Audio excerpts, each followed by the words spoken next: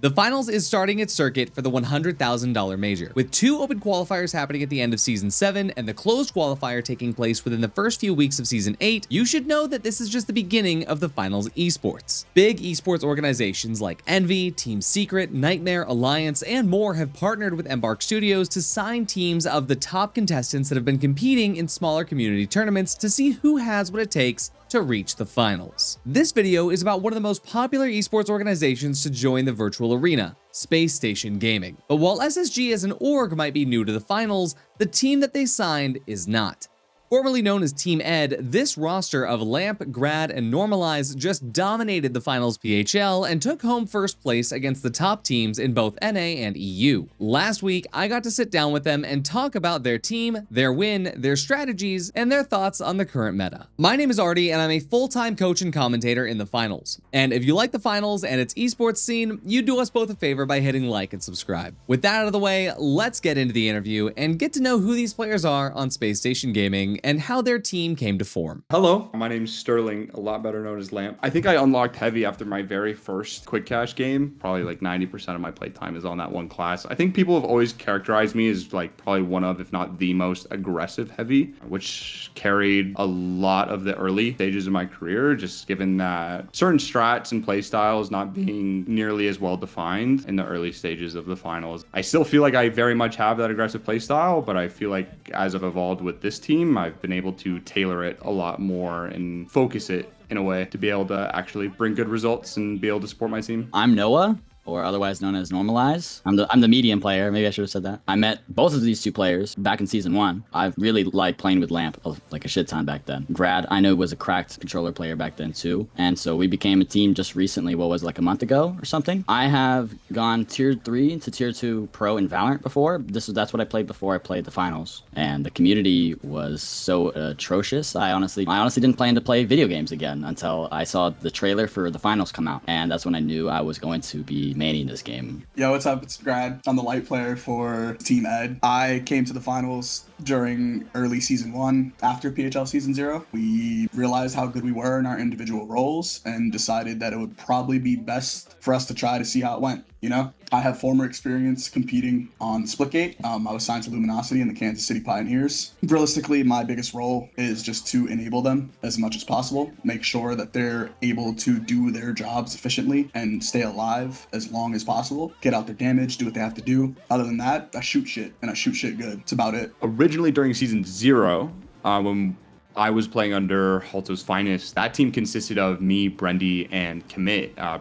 Commit playing light for us. And unfortunately, Commit had a lot of schedule conflicts that kind of prevented us from being able to develop into the team that we really could have been. I was surprised to find out that Brendy also felt very similarly. He needed to be on a team where he felt like he had more influence and could thrive a little bit more. Commit wanted to role swap to medium, and so then when we were looking for a light, we picked up Grad as he was subbing for us, and in my opinion was the best choice by a mile. Very early on into that, Commit said that he wasn't going to be able to compete going into the major, which was a very responsible thing for him to do, as me and Grad are very competitive and very devoted. After Commit retired from competitive play, we picked up Noah almost instantly, like within a couple minutes of that conversation happening. And in the back of my mind, I knew that that was the team to make before PHL Season 1, and we had very promising results and started our progression from there. It's over, and Team Ed, the winners of PHL Season 1. So, a team of proven players who all had competed together at one point or another. Definitely a good mix to set up for solid results. Even so, the finals is made up of 2 parts, 12-player Cashout and 3v3 final rounds. Some teams are more performant in isolated fights, while others thrive in the chaos. And I wanted to know specifically what kind of team SSG is. I would say I enjoyed the chaos more for sure. I enjoy both a lot, but in the 12s, there's a lot to pack into a game. You know what I mean? I really compare it to like Fortnite, where you're just tunneling through and you're fighting a billion teams. And sometimes it can be that sort of situation. And you just have to ride the pacing and you have to live. You just have to know where to go, when to do it, how much time is left on the box, etc., etc. Like stuff like that, where you're not really doing that in the 3s because it's more tactical. And I guess we're just so prepared. I'm super calm, right? But your heart's beating, your heart's racing in those 12s, all just like one player almost, right? And I really enjoy that about the 12s. But putting together a team that thrives in the chaos is only part of the wider formula for success. So I wanted to hear from them how they prepped for competition, and what separates the prep for the chaos of Cashout with 4 teams versus final round 3v3s. So a lot of our prep, at least for cash out phase, really wasn't a lot. If you want me to be entirely honest, we had formed the team roughly a week before. We did a small amount of 3 versus 3 scrims, which, as you know, plays a part later in the future. But 12s boils down to mainly 3v3s with the possibility of a third party. So I know that I'm a very comfortable 12s player. Lamp is a very comfortable 12s player. And Noah just kind of goes with the flow a lot of times, and he's able to adapt very, very easily. So a lot of our prep just came down to making sure that we had the ability to adapt to each fight thrown our way. And if things got out of control or a little hectic or chaotic, we moved accordingly. And the reason it played a role going into 3v3s, playoffs, champs, things of that nature, everything's a lot more of an isolated bubble. So when you don't have any outside forces to worry about from the rest of the lobby, and it's just 3 versus 3, raw mechanics, raw skills, it makes the game a lot simpler. So we already had a very, very comfortable 12s team, and going into 3s, it was almost natural. A little bit of odd review, but mainly like just pointing out and fixing small mistakes. The moment we noticed our big flaw of that day, literally the next scrim set, we go and we consciously work on it. Fixing our major mistakes, that way we don't have any noticeable flaws, anything that will weaken us to the point where we are truly beatable, and just making it a lot harder for these teams to contend with us. That was the whole game plan. To be honest, I love this answer from Grad, since the idea of conscious adaptation and isolating one mechanic or strategy to work on at a time is the main advice that I give to all the players that I coach, and it's the same strategy that I employ when I'm coaching Team Secret. And obviously for Space Station Gaming, they have proven to be the best at keeping their game ahead of everyone else. That said, this was all through the PHL, and I wanted to know if they felt that their performance so far would translate directly to the upcoming $100,000 major. Honestly, yes. I mean, for sure. You know what I mean? It feels good to win for once in my life. I mean, I've never really been in that sort of position. I've never really been in this position where I'm like, I mesh with my teammates to create the best team in the world. Even before PHL, I had a feeling that we could win this PHL season, win the tournaments in front of us, win the major. I mean, I almost don't even see failure as an option. So my confidence is an all-time high. But I would definitely say that it's given us even more confidence coming forward. Confidence is key, and part of that confidence comes from being able to take pride in the grind itself and enjoying the process along the way. And even though these questions have all been great to understand how this team operates on the surface, it was time for me to get to know their approach to the finals on a much deeper level. SSG might seem like the pinnacle of nonchalant gamers, but this team is clearly methodical in the way that they approach their fights. So I asked them head on what their strategies are. Specifically, I wanted to know what their process was when deciding when to ape a team or when to fall back, and what triggers they look for in a match. To be honest, I think it's like kind of an ebb and flow type of question. I wouldn't say we have like a specific rule or parameters where we decide to disengage. Our team thrives a lot in our communication. We're able to ping information in real time and process that information in real time. And so generally speaking, from start to finish of the entire fight, I know exactly how good or how bad the fight is going. And then we're all able to correctly communicate and correctly analyze the situation and then pivot away from that. Our team is actually very strong in terms of our ability to continue to apply pressure onto the team without overcommitting and kind of continuously like a grindstone, moving them in one direction into where we want them, and then we can finally release and get the engagement that we want. I think we're very good about not allowing teams to do that to us, not allowing them to get the fight on their terms. We put in a lot of reps, we understand each other's play styles very well, and then our communication and being able to completely lay out the fight as it's happening to each other, and so each of our individual skill gets to shine. For example, if Grad was able to get a pick on another light, I think it really depends on where Noah and I are positioned at that time, whether or not we want to use that pick to try to engage and get a team wipe, or if we want to use that pick for good timing to move over to the objective, kind of one way or the other. So there's a lot more variables at play, but I do feel that we're able to reliably make that good decision over the course of an entire match, whether it be 12s or final round 3v3. On their turn.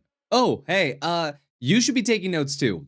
I mean, just to summarize what SSG has told us so far, they operate on a few key pillars: communication, confidence, and conscious adaptation. And while SSG has shown us an absolute masterclass of translating these 3 key skills into raw performance, these skills are something that any team can strive for. And while it does take a special amount of team chemistry to do it at the level that SSG does it, anybody watching this who wants to improve at the finals can start working on these things right now, both as a team and as an individual player. Now, this next question was one that I was really excited to ask, given the fact that I am the coach for Team Secret, one of the top teams in EU. I wanted to ask them about the differences in playstyle between NA and EU. Seeing as SSG was able to win PHL Season 1 against the top teams from both regions, I felt like this was a great time to get their thoughts on the different playstyles of each region and how EU compared to NA. We're talking about Season 0. EU was absolutely useless and provided nothing. NA dominated that bracket through and through, no discussion. But I will give them their flowers. Come Season 1 of PHL, they really did improve a lot as a region. Most of that being from them watching NA scrims, playing with NA players, and kind of attempting to un-isolate their region from their bad habits. A big example of that would be a player like Perzone, for example, right? Perzone was already a very comfortable good heavy, went ahead, watched a lot of NA heavy playstyle, adopted it. They completely changed around their playstyle and low-key should have dominated. Or you look at Alliance, for example, right? Alliance is probably one of the more NA-pilled teams, at least for their medium and their light. But overall, PHL Season 1, EU actually put up a fight. They made it to finals. Overall, as a region, they improved immensely. Doing my best to not take that personally. To round out the interview, I wanted to get their thoughts on the meta as it stands during Season 7 and moving into the open qualifiers. On my last video talking about the meta, there was a lot of really good discussion from the community who all generally agreed that the finals was in a really good place right now. But I wanted to hear it from the best of the best.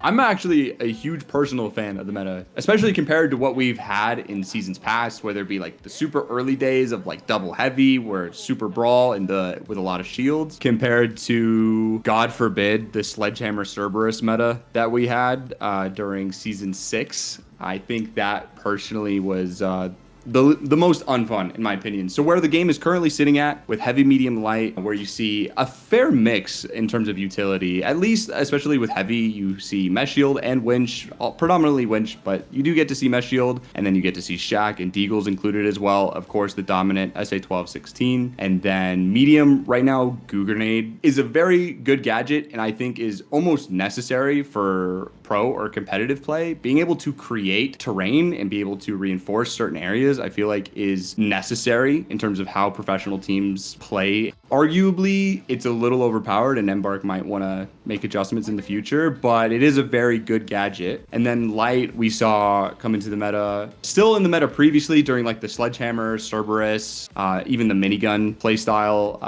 I think what I like about Light right now and why I'm actually a huge fan and proponent of the H+ Infuser is that Light is a support class that is also capable of handling a lot of the DPS load. But I think Embark has found a way to get Light into the meta without having this nuclear weapon of a gun. We've seen LH1 being incredibly strong and super dominant to where the other two classes couldn't really compete. And we've seen XP at its strongest form where just the other two classes, there's not much that they can do. Embark has found a way to get Light into the meta. That's what they want between one of each class without the weapons being overpowered. And so Light isn't a class that's particularly unfun to play against. Like in my opinion, how it's been in the past. H+ Infuser allows Light to have the strongest utility offered to the team and can still be the backbone and can have that win or lose condition in a fight. But frankly, that applies to every class. If the RPGs and the dome shields aren't working, or if a Goo Grenade gets misplaced, or if you team at the wrong area, any part of the class's utility can lead to a team snowballing a fight one way or the other. So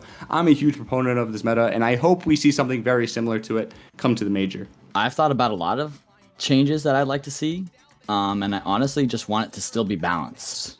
Like at its current moment, yeah, like the meta is great in my opinion overall. Like it's way better than it has been in the past. I honestly, like I was even playing the game because of how bad it was back season 3, season 4. Serb meta, I came back, but I was on Serb because I felt like I had to. And I feel like I'm in the same sort of position because of Pyke, right? Like Pyke is so good that there's just nothing else to use. I'm not using it because I love it, but we were talking about it earlier. Pyke has a 0.3 second reaction time if you take a double headshot on a light, but I just don't think that it should kill light that fast. And it's 0.6 to 3 body shots to a light, 0.6 seconds. And there's just really nothing else that can consistently kill a light that fast. So I think something like the Pyke definitely needs to be toned down, whether that's a fire rate change or damage change. I don't really care if it's gutted, because medium is the only thing that seems actually overpowered to me, and I'm the medium player saying this. Goo, they just nerfed it, but I honestly wanted to see just a 1 charge. You can make it back to 20 seconds, 15 seconds, cooldown, whatever you want, 25 even. It might still be good enough to be used at that level, but Embark should still know that glitch mines will be used if goo nades are not good enough. It's sort of like a nerf one thing, something else is going to take its place, because I always notice that with this meta. They're getting closer and closer, and I love Lamp's take on the light infuser. I think it's very healthy for the game, and as far as everything else, I mean, I think the game is in a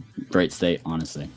First of all, I universally agree with the Pyke change. As a light player, it's literally a red light, green light situation. You have almost no time to react to it whatsoever. That would probably be really my only complaint outside of like the unrealistic charges for glitch grenades. I feel like it should be 1 charge for any usable grenade. We already did with frag grenades. I would like to probably see the same thing for all of them. It kind of has a skill check to it, right? You either hit it or you don't. You don't get those double glitches, double goos, anything along that line. But outside of that, I'd say the rest of the game is very balanced. Shotguns are in a good state. Autos are in a good state. Each class right now, as of season 7, truly is as versatile as it can be for the most part, right? Like you can have your fun and you can play your meta, and both are completely viable. I think the gadget locking, how hard set the gadgets are for each role, is a little rough. Meta-wise, comp-wise, it's more comp-related. You really can't do anything else. You have your 3 set gadgets, and that's your 3 set gadgets. So I think maybe if Embark can find a way to shake that up a little bit and make it more exciting, that would be probably one of my only things. A big thank you to Team SSG for the interview. It's always so cool to see a team that I've known since the very beginning of the finals get signed. And if you want to see more of SSG's finals team, I have all their links in the description just below that like button. If you found this interview interesting, let me know in the comments. I want to know if you found this helpful, and if you could ask any pro finals team any questions you wanted, what would you ask? As always, make sure to join the Discord if you're looking for an active finals community. I play World Tour with my viewers on stream every week, and I'd love to have you there. Thank you so much for watching, and don't worry, you'll see me around.